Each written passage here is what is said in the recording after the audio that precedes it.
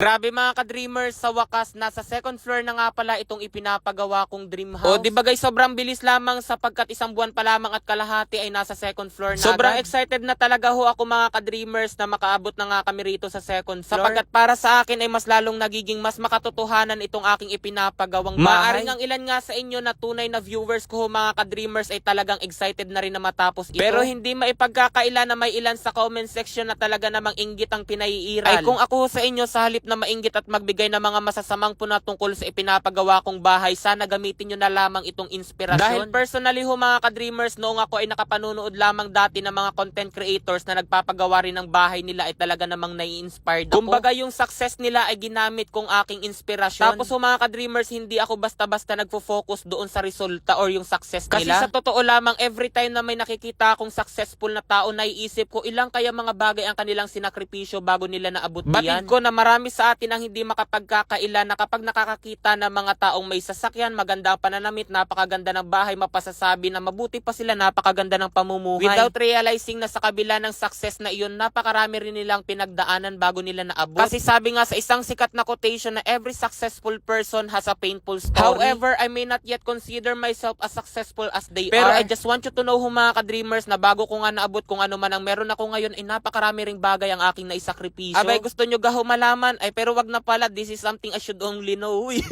Kaya kung napanonood ninyo ho ito mga ka-dreamers aking video tungkol nga sa pagpapagawa ko ng dream house, nako baka kayo na ang kasunod na magpapagawa rin. Kasi we cannot really predict what is going to happen in the future. But if you will always do your best, everything is possible. Kaya ang masasabi ko lamang, be a real dreamer with action. Kasi sabi nga ho mga ka-dreamers, dreams are nothing without action. Kaya kung mangangarap ka lamang tapos hindi ka namang gumagawa ng paraan para maabot yun, ay walang saysay. Dahil kung ganyan ka ho ka-dreamer, maaring maging katulad ka ni Juan Tamad na sa halip nga nakuhain yung bayabas ay hinintay pa na lumaglag. Ay tuloy, tinuka ng dinosaur. Ay dinosaur ba yun?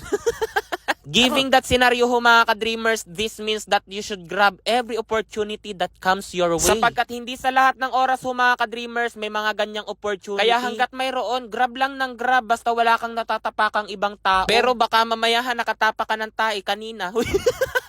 O, di bagay napakalayo na ng aking sinasabi. Pero mukhang wala siyang connection sa aking sinasabi kanina. Pero yung totoo meron talaga ho mga ka-dreamers. O, di bagay napakagulo ko na, hindi na alam kung ano ba talaga yung naisip paabot sa inyo. Ay hala, sasabihin ko na rin, baka mamaya hindi pa kayo makatulog kasi hindi nyo nag-gets. Ay are na nga minsan sa sobrang focus ho natin sa goal ho mga ka-dreamers, nalilimutan din natin mag-focus sa present. Kaya dumarating sa punto na tayo ay nadadapa tapos minsan hindi na nga tayo makabangon patungo sa ating pangarap. Kaya para sa akin ho mga ka-dreamers, habang focus kayo sa future, focus din kayo sa present. Ay hala, hanggang dito na lamang muna ho. Bye-bye. Ang dami nagtataka kung saan nga ba ako kumukuha ng pampagawa ko ng dream house. Dito lamang iyan kay PH Rush. Kasi rito, kawi-withdraw ko lamang ng 100,000 pesos. Tingnan nyo, pakita ko sa inyo kung paano kumita rito ng napakadali. Dito, Super Ace dito ang madalas kong laruin. Yan. Play. 600. 400.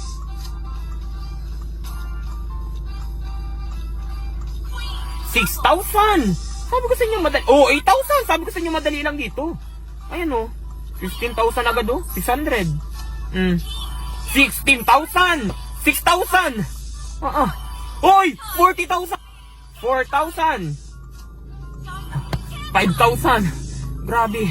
3,000! Ganyan dito sinasabi ko sa inyo. 16,500! Ganyan. 6,000! Ganyan kabilis dito. Kaya yan ang sinasabi ko sa inyo. Grabe. Wow, 6,000. Grabe, nadis. Ayan. Ayan, ayan, ayan. Isa pa. 1,400. Ayan. 164,000. 164,000. Grabe mga ka-dreamers. Diba napakalaki? Kaya rito kay PH Rush, napakadali lamang ng pera. Nasa comment section lang ang link kung nais nyo rin kumita ng ganitong kalaki. Ayan nga oh. Kawi-withdraw ko lang na malaki. Mag-register at mag-deposit. Ilagay sa comment section at ang screenshot para manalo rin kayo sa akin ng 1,000 pesos.